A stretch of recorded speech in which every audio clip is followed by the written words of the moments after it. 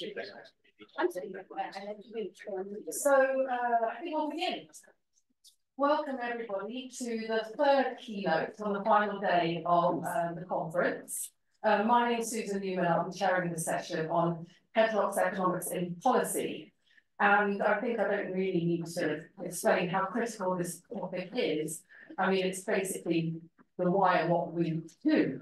The idea of translating research into action, and I think also more importantly, the dialectic between how we understand the world in relation to the efforts we make to change it.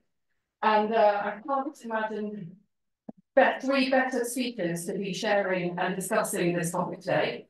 We have Lekha Chakraborty, Natalia Bracarense, and Gary Dymski. And each speaker will present for 20 minutes before we move on to our discussion. But I'd just like to take a moment to introduce each of our speakers. So starting with Lekha Chakraborty, she is professor at NIPFP and an elected member of the governing board of management at the International Institute of Public Finance in Munich, the World Association of Public Finance Economists, and she is a pioneer economist in institutionalizing gender budgeting in India, with Chief Economic Advisor, Ministry of Finance, Government of India, in 2004. She's also a research affiliate at the Levy Economics Institute of Bard College in New York. And Lekha will be speaking on polycrisis and macroeconomic frameworks for gender equality concerns. Our second speaker, Natalia Bracarense, I'm so sorry, Natalia. Natalia Bracarense holds a PhD in economics from the University of Missouri, Kansas City, and a double master's in data science at Toulouse Business School, and in development economics at the University Federal of Uberlandia. Natalia is today a researcher and consultant in institutional transformation, public governance, and political economy. She's taught economics in the Chicago area for 8 years, and she moved to France to work as a consultant on institution and governance transformation in public organizations, such as the OECD.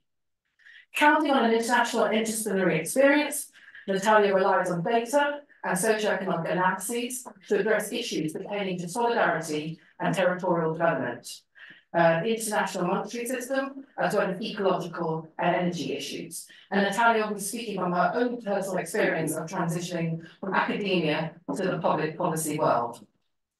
Finally, we'll have Gary Dymski, who is a professor of applied economics at the Leeds University Business School, where he's been since 2012, after 22 years on the economics faculty of the University of California, Riverside. Between 2017 and 2020, he led the institution's research hub for the SRC Network Plus Rebuilding Macroeconomics Project. And in 2018 until 2021, he was co-investigator for the ESRC Productivity Insights Network project. Gary was a commission member of the 2018 to 2020 UK Commission on Gender Equality Economy. He's director of strategy for YPERN, funded by Research England through to 2025, and is principal investigator for the YPIP, the Yorkshire Policy Innovation Partnership, funded by the UKRI through until 2026. These projects link the 12 universities in Yorkshire and the Humber to that region's policy stakeholders' ambitions for developing economic renewal and sustainable strategies that pay special attention to marginalised and left behind communities. And Gary will be speaking on varieties of heterodox policy engagement. So without further ado, I'm going to invite our first speaker, Lekha, to the floor. Thanks.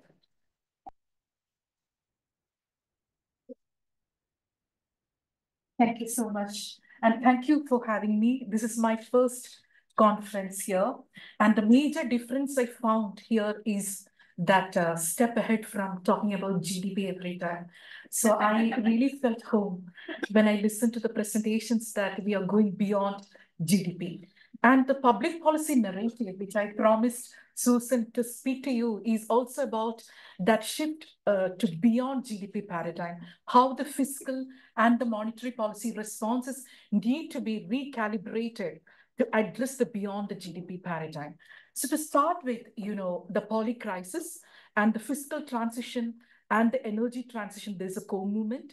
And we have seen that the global inflation is mounting, and one Western world, one central bank is inducing a lot of recession into the global economy by keeping the interest rate very high. And as they are going hawkish, the emerging world, we are responding with an interest rate defense, and that's creating a lot of problems with the economic recovery, issues. So what could be the policy normalization in the times of poly crisis? This is what, I want to speak to you, because there is a clear transition from the discretion to the rules-based macroeconomic policy framework across the globe. And when it becomes rules-based, the inflation targeting, there is no space for the articulation beyond the price stability by a center bank. So are we moving in the right direction? Because the inflation targeting is failing to adopt the inflationary expectations channel to the supply shocks. And we have seen that the water is not functional, Red Sea is in trouble, Suez Canal is not working, the consignments are getting delayed as it's coming through Cape of Good Hope. So these inflationary concerns are tackled by the center banks by keeping the interest rate in a hawkish mode. So whether it's a pause or whether it is a peak, we don't know, but there is a articulation that the US is considering about a pause in the rates, but the damage has already been done. The emerging world has kept the interest rate hawkish to respond to these concerns. Otherwise, we will be in trouble with the capital flows. The capital will be flighty, and we are concerned about the negative interest rate quadrant because the global inflation is mounting. So if you don't do an interest rate defense, then we are getting into the negative interest rate quadrant. And we are also worried about the financialization of savings. But on the other hand, when the emerging countries' center bank kept their interest rate very hawkish, the adverse consequences were twofold, significantly twofold. One, fiscal policy is kept accommodative with high deficits and high debt to tackle the growth recovery process. But for the low interest rate regime, it was okay to go with the high deficit and high interest rate. But with the interest rate mounting, how long we can keep the fiscal policy accommodative with high debt and high deficit? But again, the articulation is that we're keeping the deficit high, debt high, and tying it to the capex formation, nothing beyond that, and to reduce the output gaps. Here, the concern is the output gap itself is getting controversial, one from a methodological perspective, other from a theoretical perspective. So from the analytical perspective, it is very difficult to date the business cycles in the context of the emerging world. So when we can't date the business cycles properly, what kind of countercyclical fiscal policy narrative or countercyclical monetary policy narrative are we talking about? This is concern number one. Second is the output gap, the controversial, the unobservable we are tackling with. One is the unexpected inflation part in the monetary framework. The second is the potential output. So when the potential output was unobservable, the econometricians, they tackled by taking out the cyclicality and calling the trend as the potential. But that is a real potential or not, we are not sure. So we are grappling with the unobservables like expectations and the potential output. And on the top of that, we can't date the business cycles properly in the context of an emerging world. So what is a countercyclical policy narrative? We are talking in the context of poly crisis, when we have energy crisis, when we have climate crisis, the global inflation is mounting, we have supply side shocks, energy price shocks. So in this poly crisis, when we are facing with the multiple crises, the policy normalization process in the post-pandemic period, tagging to the growth narrative, that itself is a matter of concern. Now, within this constraints of the macro framework, macro fiscal framework, we have to start integrating the concerns related to the climate change and gender, and what could be the entry point. Because as I mentioned earlier, in the rules-based framework, in the monetary or in the fiscal, we are not getting an entry point to talk about the sustainability issues, whether it is climate or whether it is gender. So just like the rules-based monetary framework, on the fiscal front, Of course, you know about the Maastricht Treaty and the emerging world. We are also now to consolidate. Fiscal consolidation is now a concern because the fiscal risk is mounting, but a timely deficit is okay, or a timely deficit is good. That narrative, the takers are very few for that. And also the levels of deficit is getting fixed at 3%. And we don't have enough space, enough fiscal space to talk about the climate concerns or the human development concerns. So when your threshold is fixed, then the other narrative is talk about your financing pattern of deficit. If we can go a little bit of sewerage financing, can it be better? But it is inflationary, that's a concern. And there is a shift towards the internal bond financing. And within the internal bond financing of the deficit, the articulation related to the climate, the gender are getting into through the thematic financing of bonds. Whether in Argentina, they have gone ahead with the gender bonds, and in India, we have climate bonds. Within the financing pattern of deficit, we are integrating it. But these are matters of concern. If it is internal, it's okay. But it's external, then these are matters of concern because it's going to be, very unstable. Now, what is that public financial management tool to be used to integrate the climate concerns and the gender concerns? And climate economists are divided, and there are a lot of debates regarding the monetary policy getting into the climate concerns. And, many economists, including Lekha, raised the voice that the monetary policy cannot do a political economic question properly because of the lack of the policy tools. So whether we should be leaving that path, the greening of monetary policy is a political economic question, and we should focus on the fiscal policy to integrate the climate concerns. If that's the case across globe, we have gone with the ecological fiscal transfers. Within the intergovernmental fiscal transfer, a criteria related to the gender was incorporated to tackle the concerns related to the climate change at the subnational government level. So here we are assuming 3 standard setting functions. One, climate change as an international public good. Second, climate change has to tackle the interjurisdictional spillover effects. And third is climate change as a proper local public good. So these 3 standard setting functions, how to tackle from the fiscal policy front. One is ecological fiscal transfer. Second is many countries have invented a public financial management innovation or a tool to get into the climate responsive budgeting by tagging the spending related to the adaptation and mitigation. So monetary policy is silent on greening, the monetary policy stance. Only ECB, Bank of England have done the stress test. But in India, what we have done is, in the portfolio, there is a statutory liquidity requirement that we can't touch that money. The commercial banks have to keep with the central bank. Then the bond financing, we incorporated the climate bonds over there. And third portion of the portfolio is a priority lending. So when you give the liquidity guidance, can it be tied to the green infrastructure? So these are the ways in which, monetary policy is tackling the climate change concern. But economists are divided, and they are arguing again and again that focus on your price stability. Don't get into the political economic questions because it will affect the reputation risk of the central banks.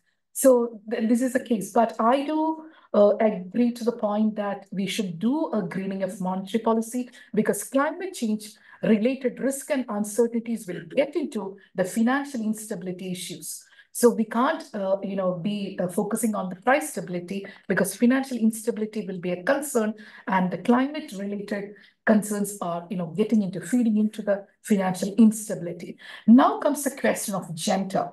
What is not measured, what is not valued, that is not the concern of a public policy maker.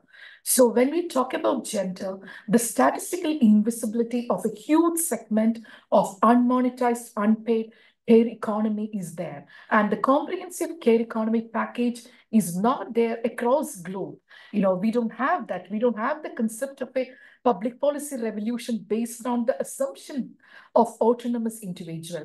The unit of analysis of a public policy is household, not the intra-household. So when the unit of analysis of the public policy is household, then how we can integrate a gender lens into the questions related to the fiscal space. And we have done a kind of a primitive calculation related to the statistical invisibility of care economy using different kind of primary survey techniques, including the time use survey. And we have very crude estimates to show these are underestimates, but to show the statistically significant, invisible, unpaid, unmonetized care economy sector. Because if the fastest and the smartest way to increase the GDP and the human capital formation in the country is to increase the labor force participation of women and to experience a feminization view. Like initially, feminization, the labor force declines, female labor force declines, but after a point, that U-turn you can experience if you have proper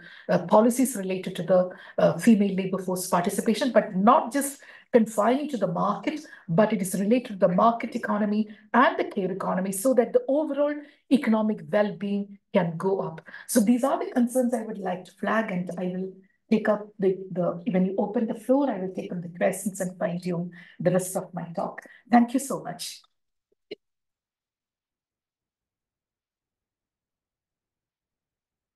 The extra time because that very early and impressively with no notes or PowerPoint. So I'm extremely glad. Our next speaker is Natalia. Thanks. I would just keep that one if you want to go. Sorry. So there's a microphone here you can use, but that one is also working. So okay. So I don't have to hold it. You don't have to do that one. Okay, Is that perfect. Okay. Yeah.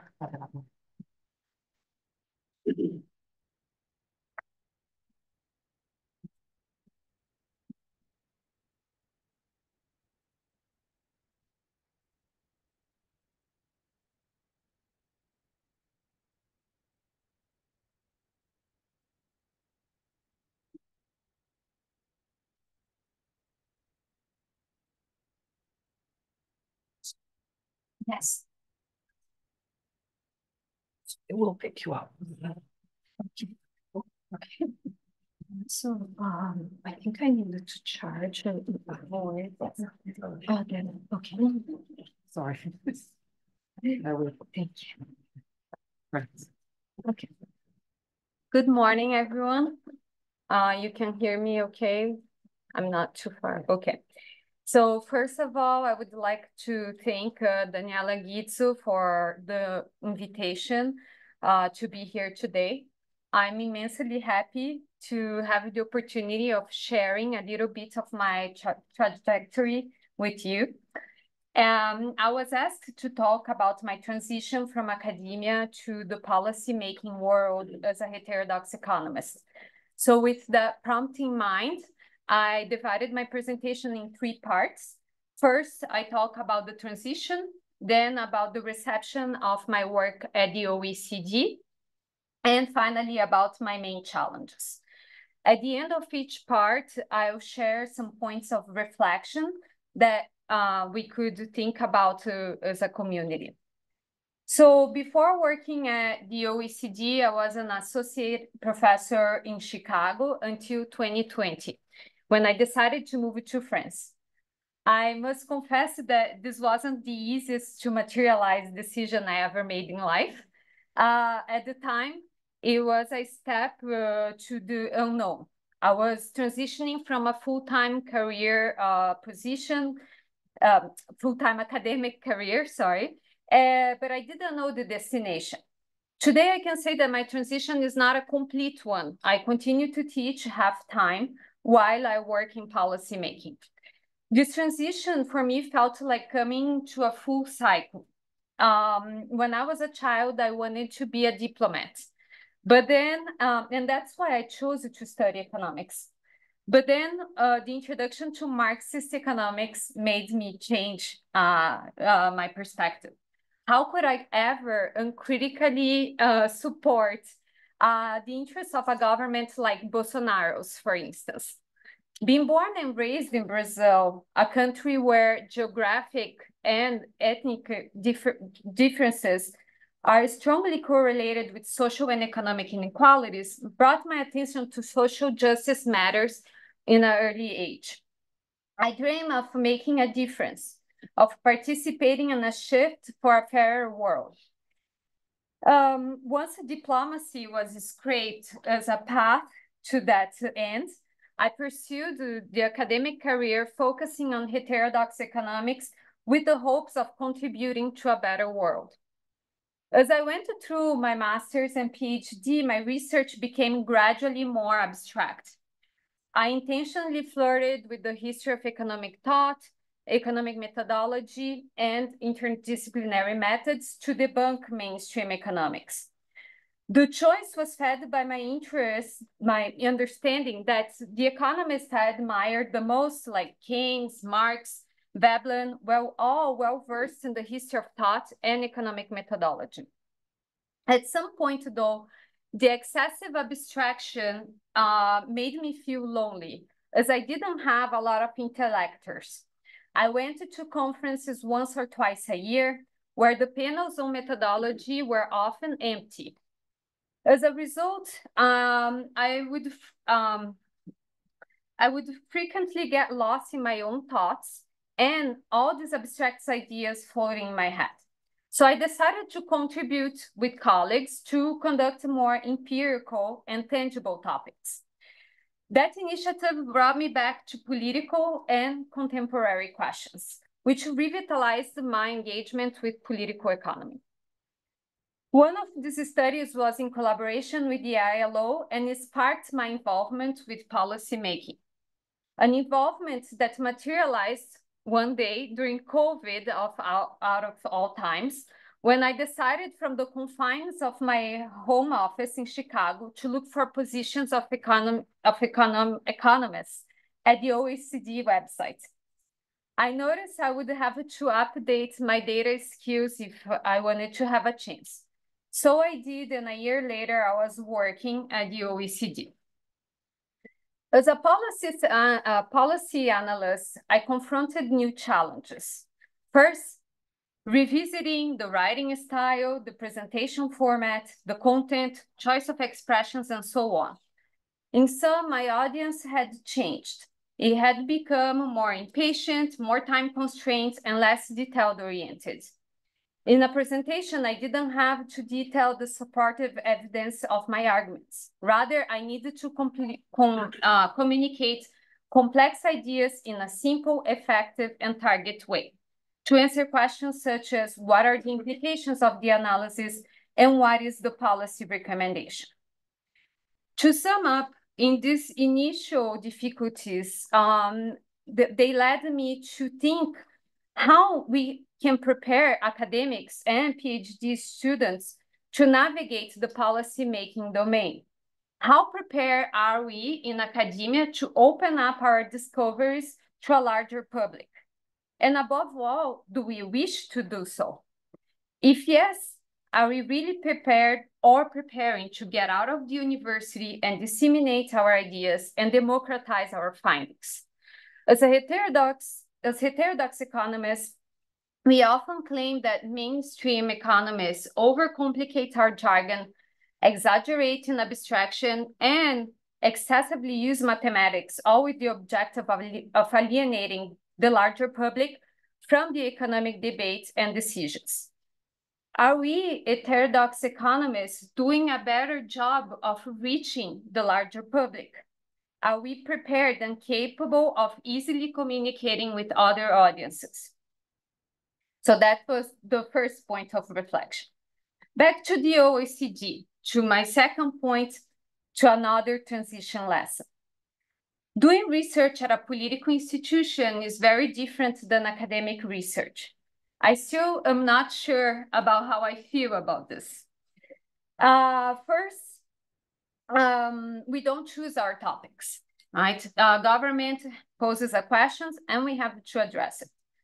Secondly, everything is done with a sense of urgency. So I never feel like we develop the analysis as far as I would like. And finally, you have colleagues of all different backgrounds, academics, politicians, students, entrepreneurs, technocrats, and so on. So it demands a lot of patience, a lot of negotiation, and compromising. Although it can be frustrating at times, I usually enjoy learning with my colleagues and figuring out solutions that are satisfactory for the team and for our clients. But yes, a lot of compromise is needed, especially as a heterodox economist, although I'm not even sure most of my colleagues know what that means. Of course, I can say that because I don't work in one of the economics divisions of the OECD. I work at the public governance division, where most of my colleagues are not economists. So what can I say about my role as a heterodox economist at the OECD? In a way, policy making could be a thriving environment for heterodox economists. Nothing is black and white. We face complex problems, and we don't pretend that there is a simple and singular way of addressing them. At least that's the case at the OECD. I can't speak for other organizations.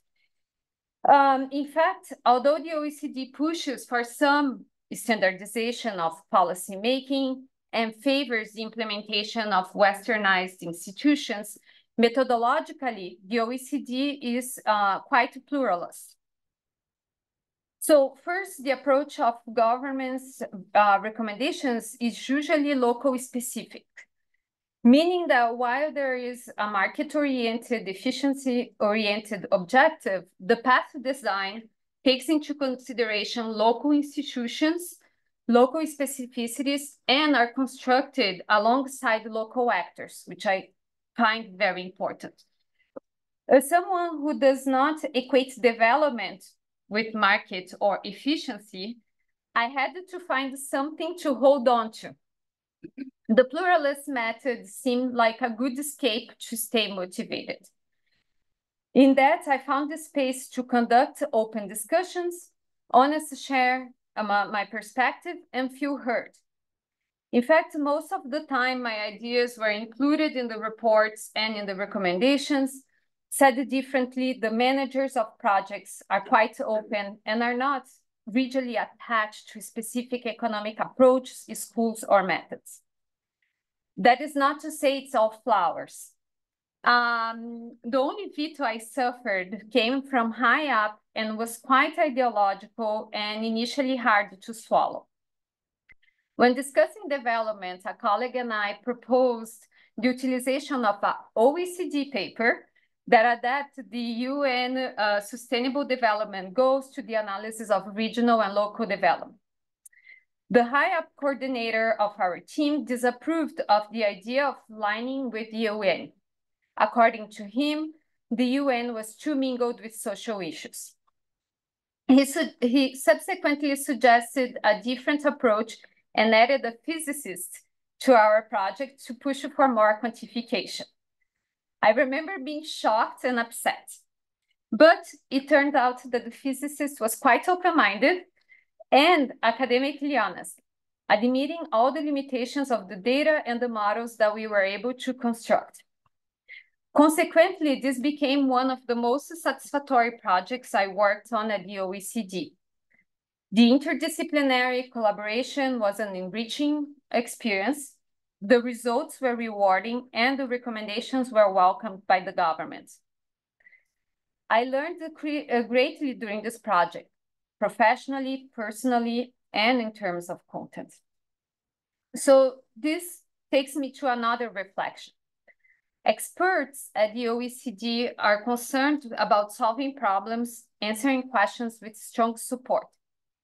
The experts themselves are not necessarily attached to specific methods or theories. However, the institution has its profile to be maintained.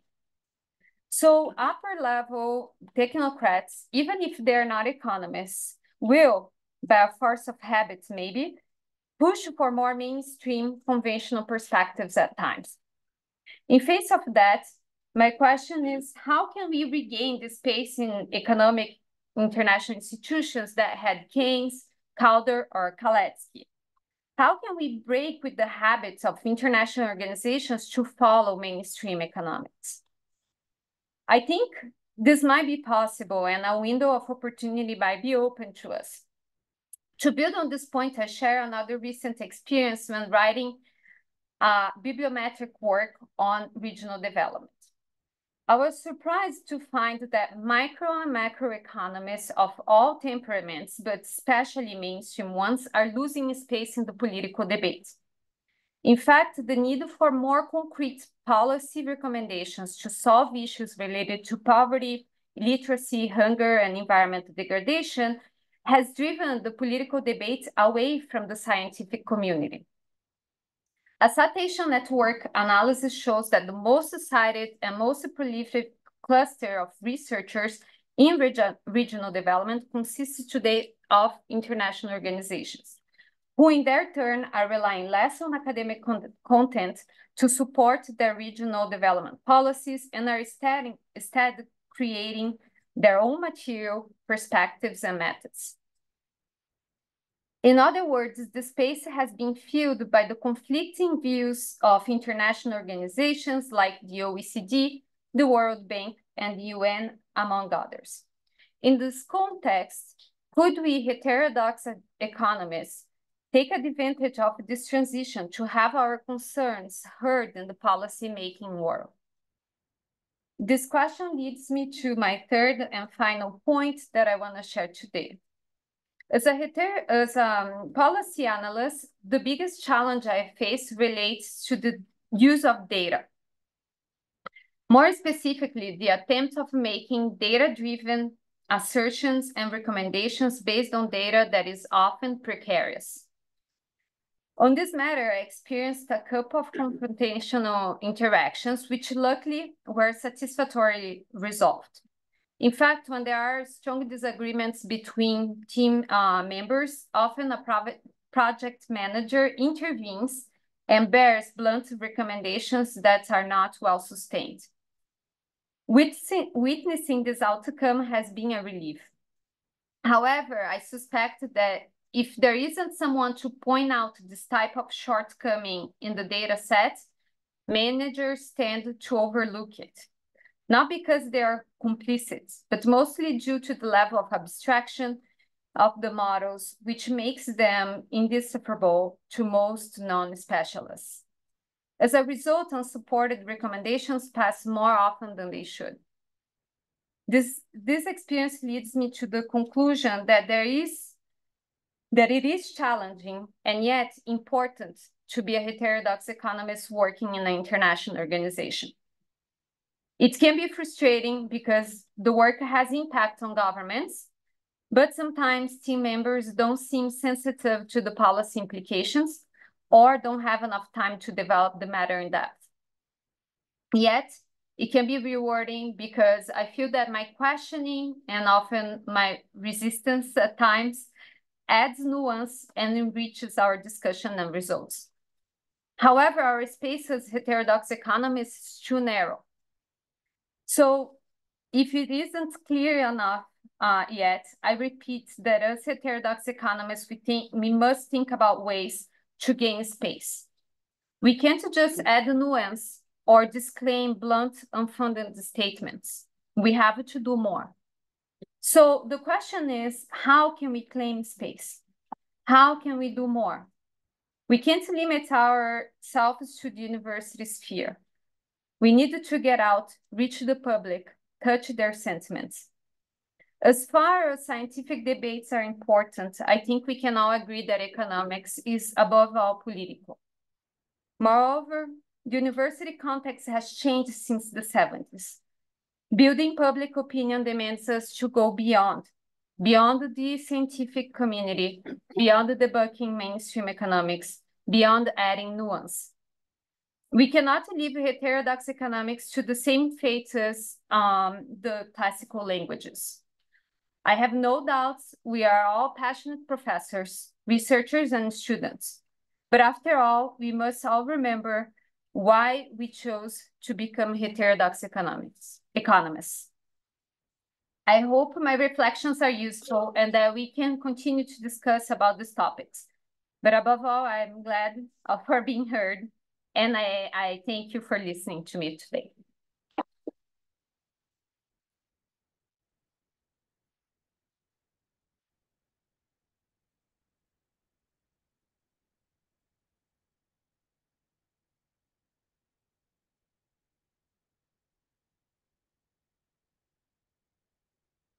See now. Yeah, the sharing. Let's see what pops up there. This one. Oops. Is it good? Yeah.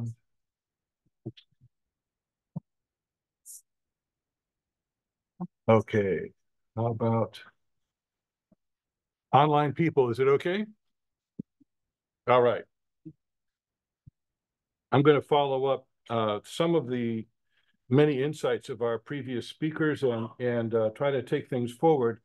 I'm going to talk about my own journey in policy as well, but actually beginning from the part of the journey that started in 2012 when I moved to the United Kingdom.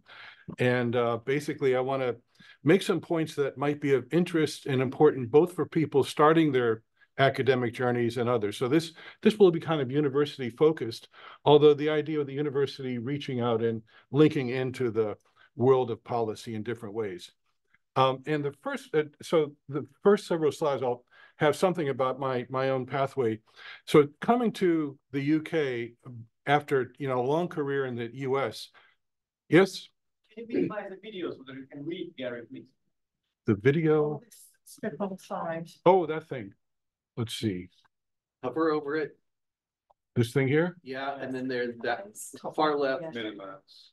Oh, got it. Yeah, that one. That guy. Thank you. Okay. Cheers. Good. Everything else good? All right. So just to say that, well, let me start the clock too. So basically, I came to the UK because of the success of the UK and European community in getting something called a FESID project going. That enabled them to hire a professor from the US, which was me. And I didn't play any role in that. And actually, it gave me the freedom to kind of get started. I came to the UK with two missions. One mission was to I had come from a university called University of California, Riverside, which had been a space for pluralist economics. And by the time I left, no longer was. And I was aware that whilst, it's not that any of our heroes or heroines are magical beings, they all have insights that are largely ignored elsewhere. And basically, we need to preserve space to be able to train and work with one another in those places. So I want to do something about that. My second ambition was to do my part in training a new generation of political economists. Now, part of that was to get involved. And that middle paragraph is just about all of the, so get involved in associations, be involved with people, get into these things. These are institutions. This is something I've been for a long time part of the Black Economist Group, which is called NEA. And actually, one lesson from African-American experience is protect and nurture the institutions that your community owns, like Black church and so on. This is crucial. And we had to take this lesson in the heterodox community. I got involved when I came into the city with local organizations and local government policymakers. That included co-founding something called Leeds Act, which was a collaborative entity that combined people from our university, Leeds Beckett and Leeds Trinity, with third sector people and basically collaborating. That turned out to be something important. Now, the other thing was basically a second thing about a lesson for everybody is that as soon as I came, within months, thanks to the FESID project, the University of Leeds awarded a new thing called the leadership chair position to the economics department. This was a reward for the magnificent accomplishment of having the FESID project on campus. We did a search, and we chose, actually, with high university leadership involved, Stephanie Seguino to be the leadership chair to be appointed in economics. That was like June of 2012. However, we had a dean at that time who basically was approached by, let's say, in the shadows in the business school by people who refused to admit that she should be appointed as a professor in the business school. They basically used back-channel methods and took advantage of the craven character of the dean of that time. And he caved in and he never made the offer to Stephanie. Instead, they made me the leadership chair, which was ridiculous because I was already there. And so essentially that lesson, I took that lesson, for about 4 months, I thought I died and gone to heaven. And then, you know, it wasn't, Andrew, it's not because of you, it is heaven. But basically I realized that, you know, having come from a place where we had lost the pluralist component, it was wiped off the chart by bitter mainstream economists who felt personally aggrieved that their views and their identity was despoiled by being associated with the known heterodox place of UCR. So I vowed that that wasn't going to happen here, but the solution was to go upstairs, to get involved in the university level, to be visible at that level. So I started to do that. I ended up getting to know these DVCs, as they call them. They made me the co-chair of this interdisciplinary cities theme. So I got involved in all of that. This was really building on Malcolm Sawyer's and Giuseppe Fontana's leadership. And basically so that we could keep that space. They would know we were different. We're the only Russell Group institution that has heterodox economists on staff in the economics department. And basically that does something to offset some of the pressures that we're otherwise under.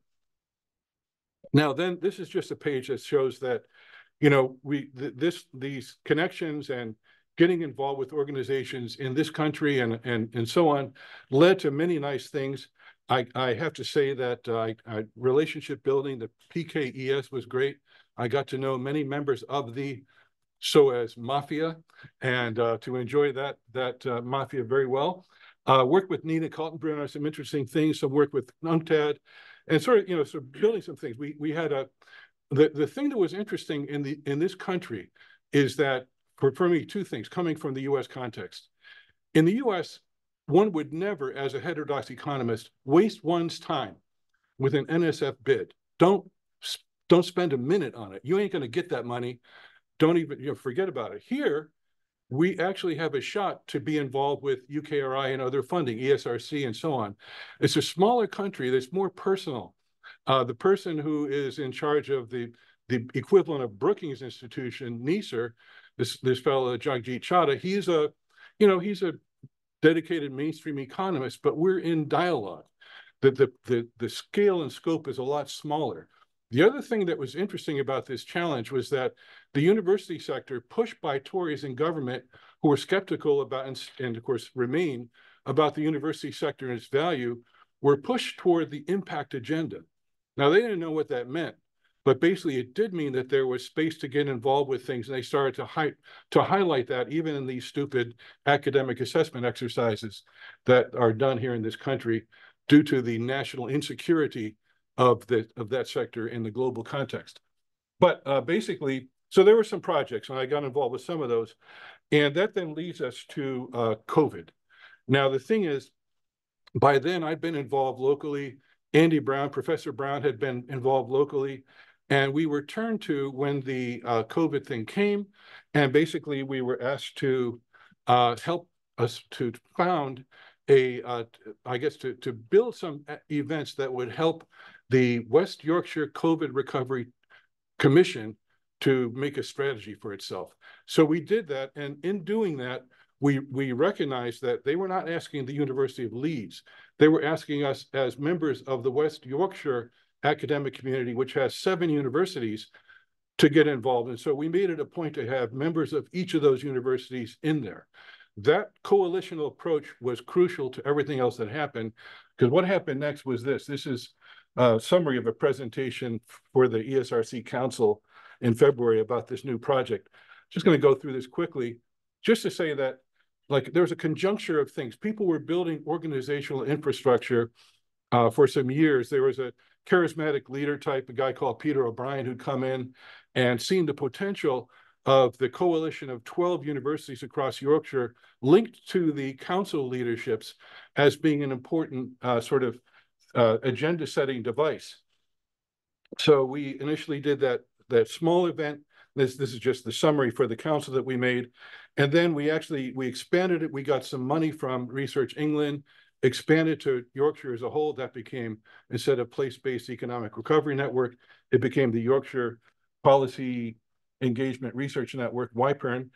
And then basically we then made a bid for this next round of money. At that time, the UKRI was, again, searching for how would they respond to the place-based agenda and to the idea that there were things called devolution and leveling up that, again, directionless national Tory government wasn't able to figure out what it wanted to do. It wanted to throw the ball to the locals, and part of that was to throw some money to the universities to have them figure it out. So we basically put together proposals and did a bunch of workshops.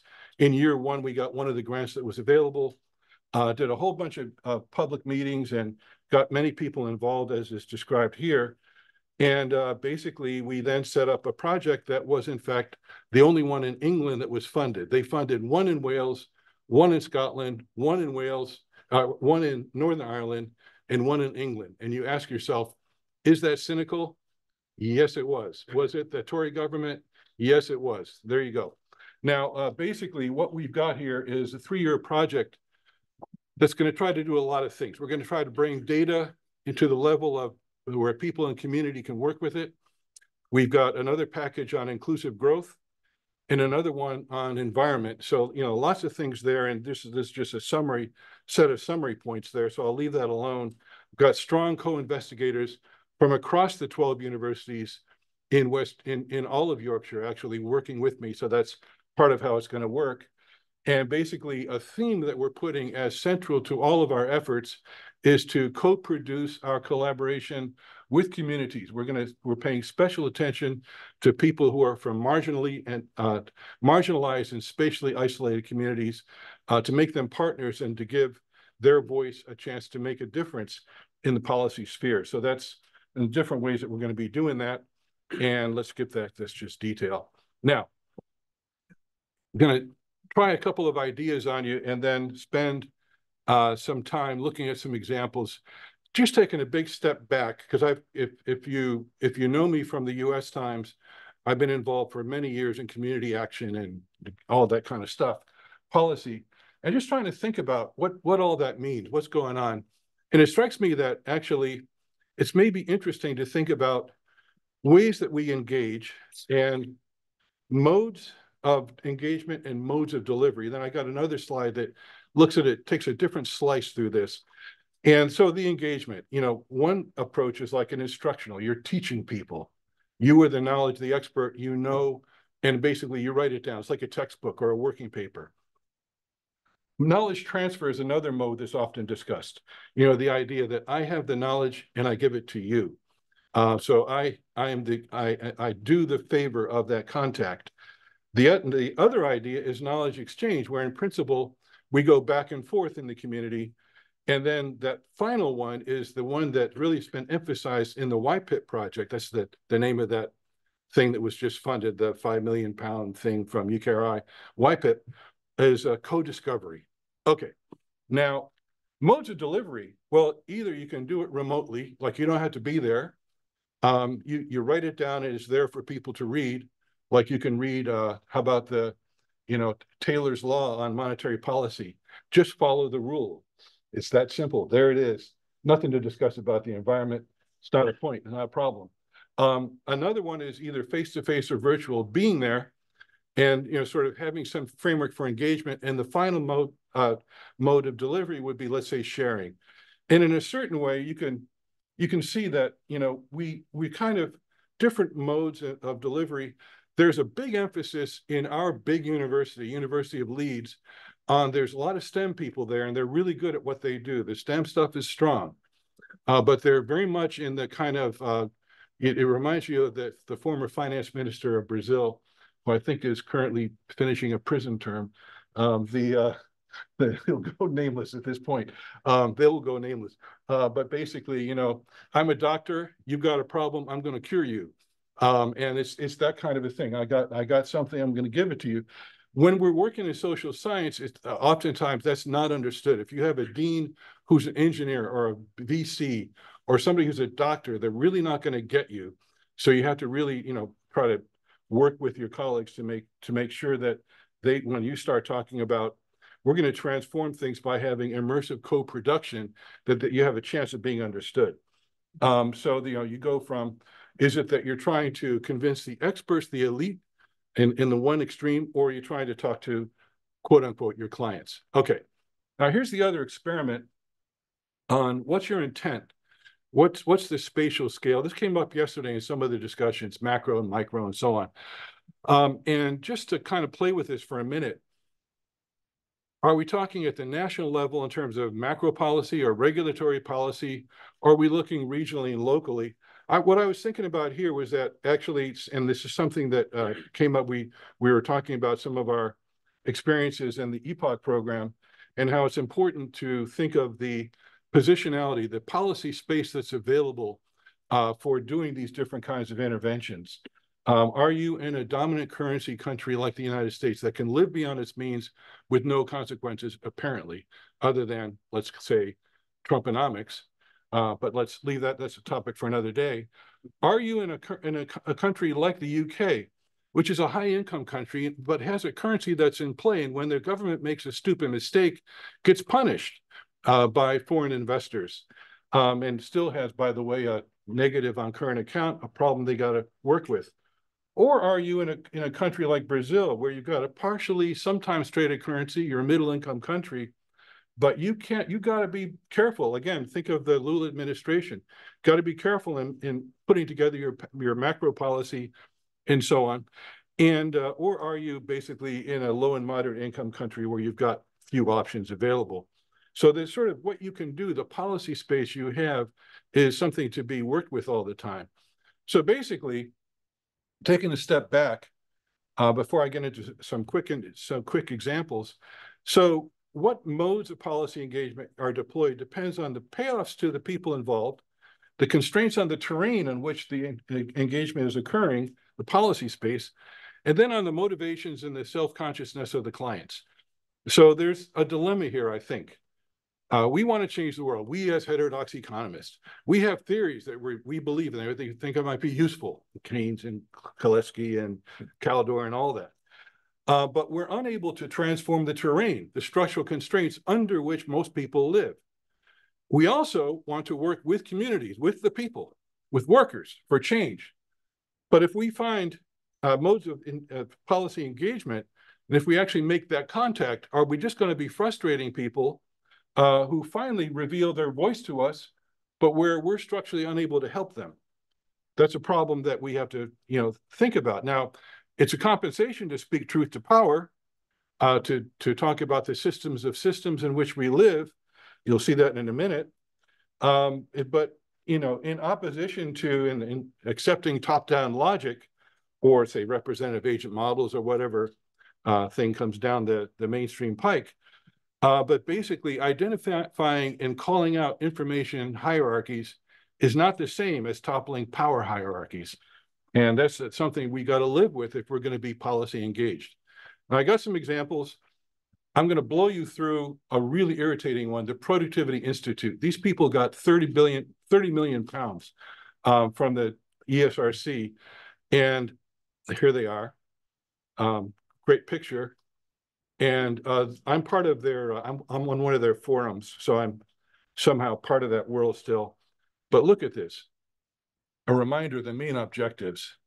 This is top down. This is mainstream people. A guy called Bart Van Ark came from the Business Roundtable in the US to lead this damn thing.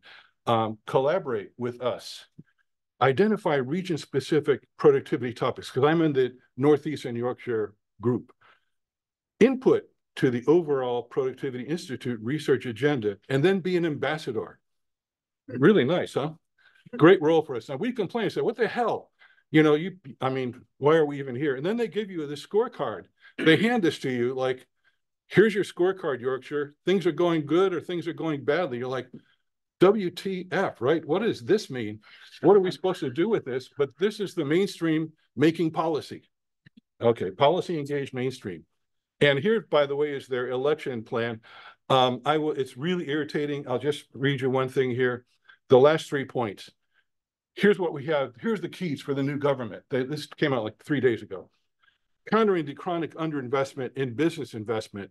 Okay, nice language there, people, which has been weakening since the mid-90s.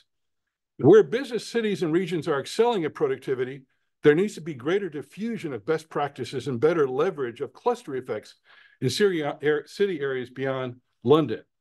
Okay, and then finally, we need to tackle our institutional fragmentation by improving communication between public and private sectors and other groups. Okay, that's basically, it all goes to, support the business class. Now, there's something I'm going to blow through even more quickly now because of the lack of time, which is that the mainstream as a whole, when it comes to the macro level, they're really good at ignoring everything. Lekha has already complained about this. And there's Michael Woodford still talking about Taylor's rule. He's got a new now I'm going to skip. I went off on Woodford and his buddies in my speech to AFI. So I've got a reference to that at the end if you want to check it out. But these people, fragile by design, lying. Calomiris and Haber lie about the causes of the subprime crisis. Reinhardt and Rogoff lie about the sources of financial, they don't care. I'm going to skip these because this is just going to make me mad. I don't have time to be mad. Basically, this is like Mankiw basically complaining, saying like, oh, what if our fancy models are not so good? We need more like engineering models. And Woodford comes up, and this is all in the AER, and smacks him down twice, two different things. And just like, no, they read our stuff. They care about us. I'll spare you the reading. But basically, it's, and he just says, we all agree that micro and macro are now the same, and just shut your mouth, Mankiw. Now, Mankiw himself is a mixed feast, right? But there you go. Now, there's others who are trying to kind of change the game by making fuzzier boundaries between what can be done. Now, in the context of the figure I showed, that figure about where are you in the macro, micro, and the regional, and who's got the power, you can see that the game that's being played here is how can we suggest change and change the rhetoric, like talk about missions, talk about the donut, and so on, in a way that opens rhetorical space for difference for policymakers to negotiate other deals and other arrangements, either with their private sectors, with the international sectors, and so on. So, these are sort of noble efforts to kind of do something else. And I would put MMT in that category. And just, there's Marianne. And actually, what's been nice about Mariana's thing, the mission thing is really carried on. She talks about, let's see if we can save capitalism from itself. Well, Joe Stiglitz uses that same phrase. So, good people are sort of our thought leaders are out there, reinforcing one another's messages. And speaking of that, mission has become something interesting as a kind of word. It's a kind of game-changing word. There's even Rachel Reeves, who's soon going to understand another word called contradiction. But that's not a story that. Now let me turn to two more quick examples. Oh, I'm over by a minute. Can I take one more minute? Thank you. Okay, this is just to say. Now we went with missions. These pages here are about what we proposed for the West Yorkshire Combined Authority. This is Andy Brown working together with Giselle Wacha. And just to say that we gave the West Yorkshire people a system of systems approach. The idea really is not top down. These things are interrelated. You'll notice that childcare is on the page. You'll notice that nature is on the page. And we tried to show that social welfare and well-being of people, education, all matters. So again, with apologies for blowing through this, but the idea was to present a holistic picture of the region, rather than this is working against that Productivity Institute thing that only one thing matters. And so there's that. And I would just mention that these things are actually very old. We now see a movement toward reparations that's been led by these two individuals shown here, William Darity and Kirsten Mullen. But that leading and on behalf of the African-American community, by the way, there are some very important lessons if you go back to debates that were held when I was a young person at a university in Philadelphia, and we were thinking about the community and how to have community-based development. How did that relate to capitalism? And actually, one of the two of the main figures in that debate, that Donald J. Harris, that's the Jamaican economist who's the father of Kamala Harris, and William Tabb, who of course has remained a giant throughout his career. So I'll leave it right there. And just to say, if you have a chance, the presidential speech is, I'd say, please take a look. And also in heterodox circles, this thing, I wrote something in 2014 that I would insist on the importance of which I would insist. As heterodox people, we come from many different corners. Some of us interested in development, some in gender, some in nature, some in race, and some in class. And I would urge us, we have to find each other and work together. Don't call one another out for the issue that that person's not working on, that you're working on. Rather, open up the doors of dialogue and see how you can find points of connection. Building institutional strength and collaboration amongst us all is the only way we're going to survive this turbulent decade. Thank you very much.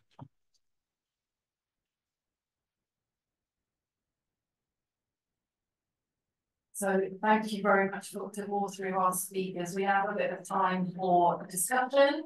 If people indicate if they would like to ask a question by raising their hands, either virtually or in person, can we go there and then? Hello. Thanks so much. Oh, what a great panel to have for the last day of the conference. I have a question. I think it goes for all the three speakers. Actually, it's smart to hear your thoughts on this. So here in the UK, we have a strong impact agenda in the universities. So it's a big part of our research evaluation framework, and this is going to determine our rankings, our funding, our prestige. So impact is a big new thing for academics here, not just publications.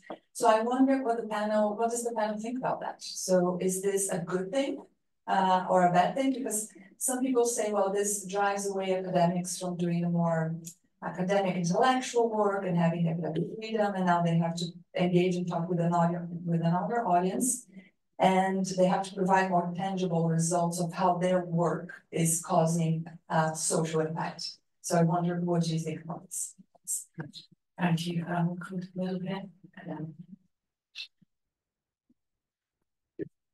Thanks. Yeah, this is great. Thanks. A couple of things. One is, as someone who doesn't engage with policymakers, I agree. Windows are open. They also sometimes close, but I think the net is opening. Sometimes they're tiny, but take them all. Gary's amazing at taking those windows. And I agree with you. Pull others in with you. My question on that is, what do you find effective in how you present yourself? I'm assuming you don't present yourself as a heterodox economist. So how do you do it in order to get those windows? The other one, and it's really for everyone, but it was sparked by Lekha's presentation, is at the global scale.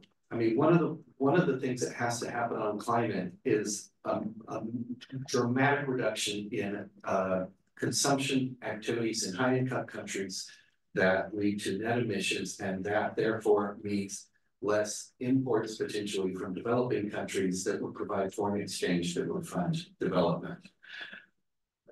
What do we do?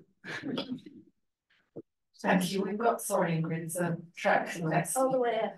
Next question. Are there any others for this round? And if there are, then we have two rounds.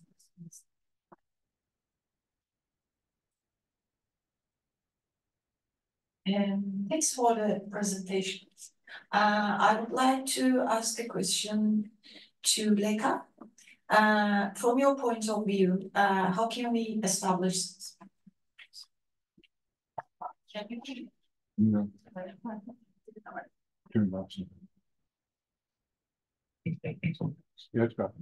From your point of view, how can we establish satisfactory relationship between care and market economies in terms of preventing the possible outcomes of the existing crisis? Thank you. Thanks. Are there, oh yeah, there's one just in the middle here.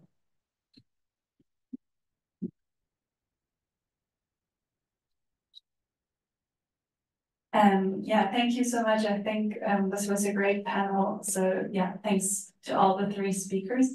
My question is a little bit of follow-up question on the last one, and I was wondering because it was also inspired by the first presentation in terms of the role of gender and how we can integrate it. And I'm not sure, maybe I misunderstood it, but what I got from your presentation was a little bit this notion of bringing women into the market as well, which is then would also mean a marketization of all these care relations. And I'm not entirely sure if that is the right way to go forward, but it's obviously an easy way to bring these discussions in a comprehensive way to macro analysis. So I was thinking whether, and like all of you maybe have other suggestions, because I always feel like with these topics particular that this micro macro seems to be such a massive gap in terms of when we want to be concrete and when we want to approach it in the world we're living in right now, and we don't want to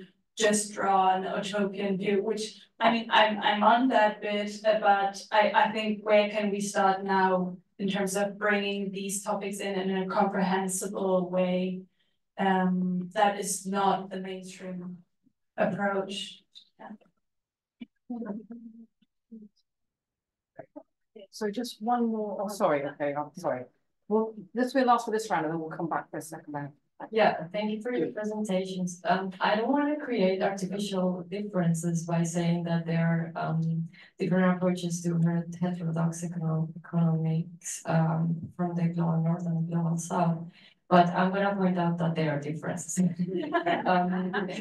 So after saying this, as a Latin American scholar working in the global north, I was wondering if you could tell us like how from your own experiences and perspective, how can we start bridging commonalities and bridging like interactions between the global to make our work more productive. Thank you. Thanks. I'm going to let speakers come back on that and then we'll have a second round. Noted there. So we'll go in the order of the speakers to start with, starting with Lekha. Thank you so much for the feedback. Let me take that ideas to impact question. I'm grappling with this in the think tank, which I work with the Ministry of Finance, because if we publish something in the international journal, they will ask us what is the policy impact of your research. So it cannot stop at the level of publication. So we need to have an impact of our paper. What's the policy impact? So to me, that journey is quite okay from the theoretical perspective to the data and the empirical analysis, and finally from the inferences we are providing that to the feedback to the to the government. But whether they take it or not, it's different. So I think that journey needs to be complete. The ideas to impact. Because if we stop at the empirical level or the theoretical framework level, our works are getting invisible and we are getting no space in the policy realm to make our voice heard. So I think ideas to impact is a good decision. But but I can understand your concern when it comes to the credit or when it comes to the ranking, how tangible you can say that your work created an impact.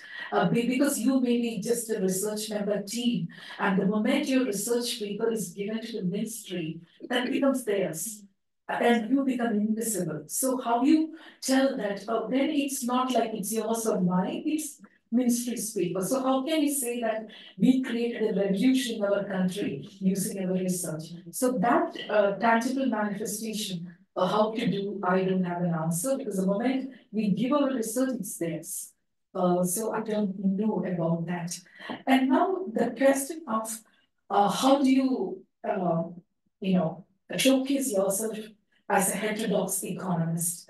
It's a very tough phase because it's like, especially when I work with the Ministry of Finance and when I'm looking into the gender concerns. So many times I felt lonely because a woman talking about gender. And when I am with the UN world, when I am traveling around and talking to the heterodox school of thought, I feel at home.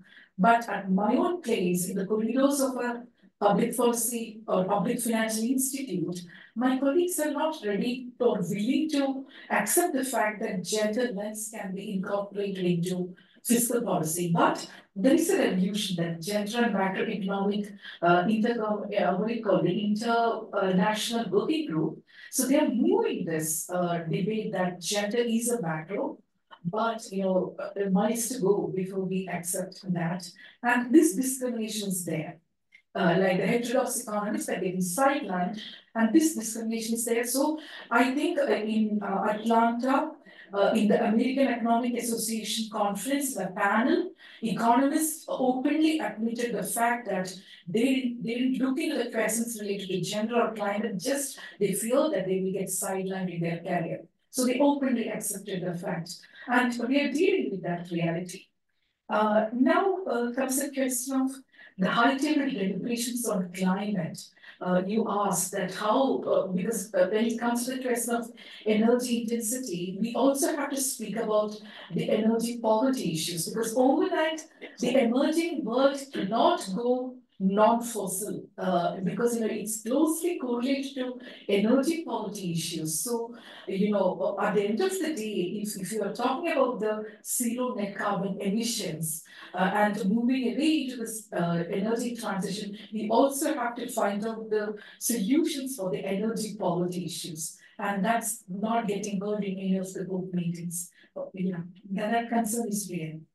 Now, there comes a question of the market and the care economy you have asked. Of course, there are many issues related to the gender to be integrated into macro policies. It's not a question of marketization, which I meant, but if we look at the systems of national accounts, the way it is getting, measured or valued, the policymakers are focusing just on the market economy based on the GDP notion.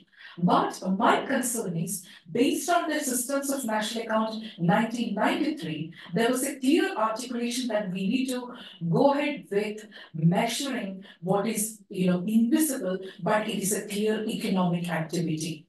And there is a clear benefit from that, because what is not measured and what is not valued is not becoming a part of, the public policy making, because policymakers have just queued over to that 8 hours of work we do, monetized, and that's it. But the stress and the invisibility related to the care economy is a matter of concern. So from that perspective only, I mentioned about the measurement issues related to the care economy. It's not like overnight we are marketizing the care sector, but that acceptance by the macro policy makers that there is a sector, there is a care economy infrastructure that's equally important as your physical infrastructure. So that awareness only is a matter of integrating gender into the macro policy concern. It's not like we are, it's a heartless economist concern of market. No, not at all. The final question about the heterodox, I wrote, I forgot. The final question is about bridging the south. Yes.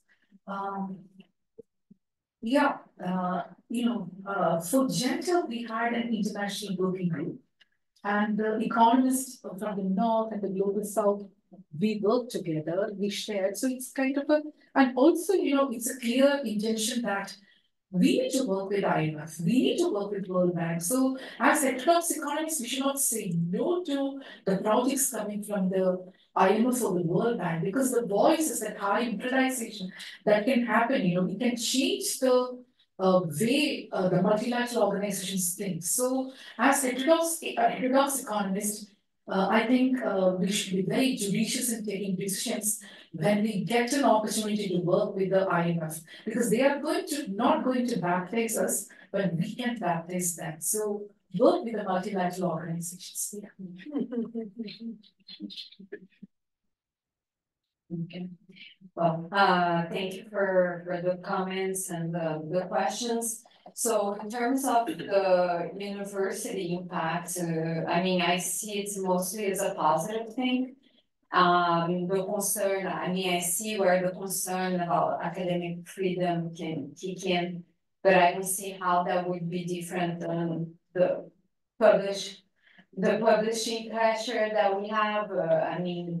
the journals, we often have to design our research to target specific journals, and it's not, a lot of times we don't speak freely. And I think maybe the university impact, I can see where we, as I said in my talk, there you have to address something specific that is not your own research or your own interest, but I think it's not much different from other structures that we have to handle as academics.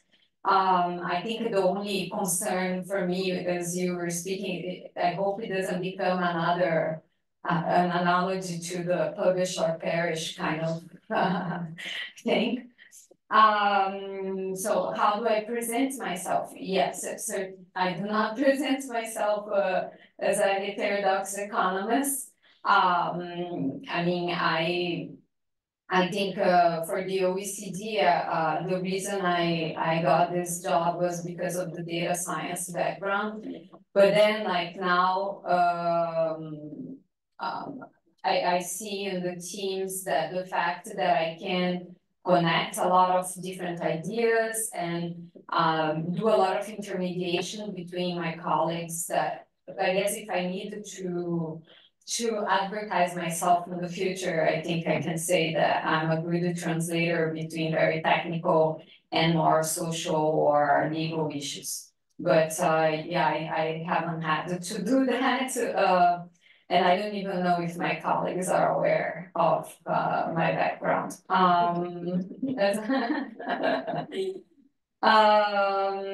So about the gender, I think for I can speak for the OECD, and I also have a small project with a Brazilian institution. I mean, these institutions are now really focused on all the data that is available, improving the data and trying to use this data. So I feel what I noticed when I want to discuss gender issues, a lot of countries don't have a consistent collection of time use. And I think that could be an important step to incorporate gender issues in the policy making world, like push for more consistent collection of that kind of data. And then regarding the bridging of the South and Global North, South and North, Global South and Global North. Yeah, I mean, I being from Brazil as well, I think the way I think about development is very different than what I have to do at the OECD. As I mentioned, I don't equate, and I think this is influenced by my life experience in Brazil.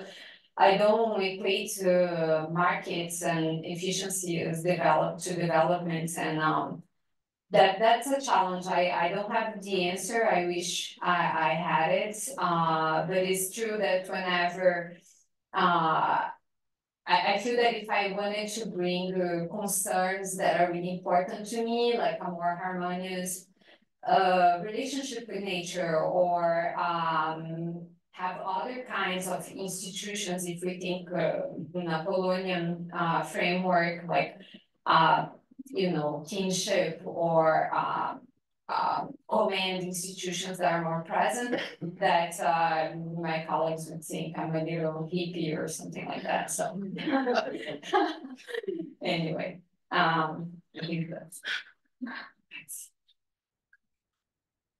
Thanks. Yeah, some answers to the, from my point of view. Daniela, the impact of gender, time waster or potential.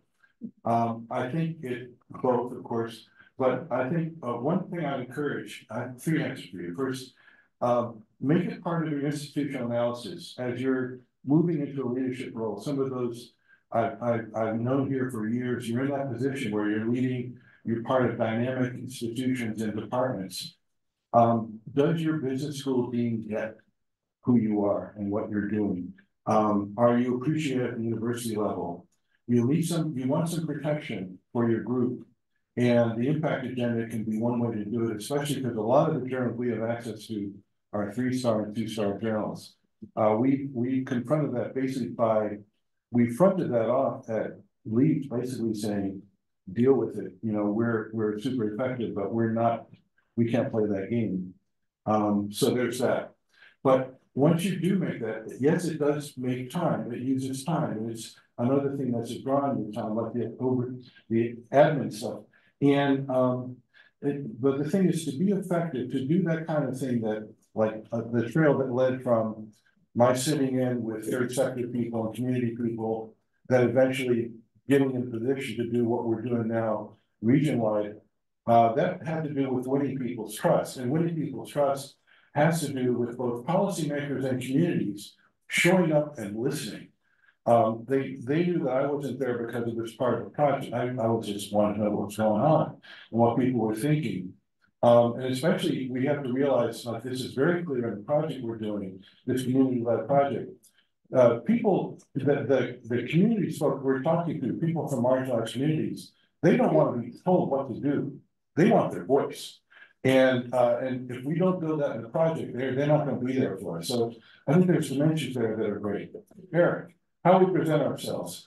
You know, basically, I'd say, I don't wear it on my sleeve, but I don't hide it. In international forums, they know, like at UNCTAD, they would know that I'm being brought in to represent an Dymski point of view. It is what it is. It's either me or Stiglitz or somebody, and you know, that's fine. You just play your part, but don't wear it on your sleeve. As far as people in like local context, regional context, they're not going to care about that. But if you're making arguments like this system of systems argument, we can beat, you know, it's what Dymski used to say, you beat a number with a number. If you can be evidence-led, that'll help. Gender, first of all, I want to say that report that we did, the Commission on the Gender Equal Economy, our report came out in November 2020 at the very height of the lockdown. It was invisibilized. Our last face-to-face meeting was in Sheffield in February. And basically, but the Women's Budget Group, which sponsored it, is amazing. And if you're interested in gender issues in this country, please get involved with them. Otherwise, put gender on the agenda for this West Yorkshire stuff we're talking about, for that work. We've done one project on violence against women and another project on the childcare system as explicit projects. You know, make it visible. It's not unpaid care, but it's a start. As far as Global South and Global North, my thought would be actually build links to the institutions. I'm thinking of Brazil, right? A lot of ties. You know, Unicampi and Senapla, for example, are two places that are close allies of ours. Senapla takes that regional approach, and we're thinking about how do we globalize the project we're doing regionally. We're talking about that this summer. And with Unicampi, we've got people working on global transition, industrial structure. Some of them going to be visiting Leeds, but there's a whole possibility for collaboration there that we have to take advantage of. So link up with the connecting tissues available, especially for younger scholars. The YSI is really a great thing that INET's done to pull your generation of scholars together, just like the Levy Institute summer conferences and the EPOD programs have been other things that have allowed people to connect for your generation. It's super crucial. So use those, especially as you get into your positions and mature into your academic careers. See what you can do to build those ties of collaboration, such as are available. Thank you. Thanks so much, Gary. Thanks for our speaks. I'm afraid we have run over, so we're going to have to conclude this keynote. I do apologise to those who want to ask questions, but I would like to just invite everyone to thank our fantastic panel once again.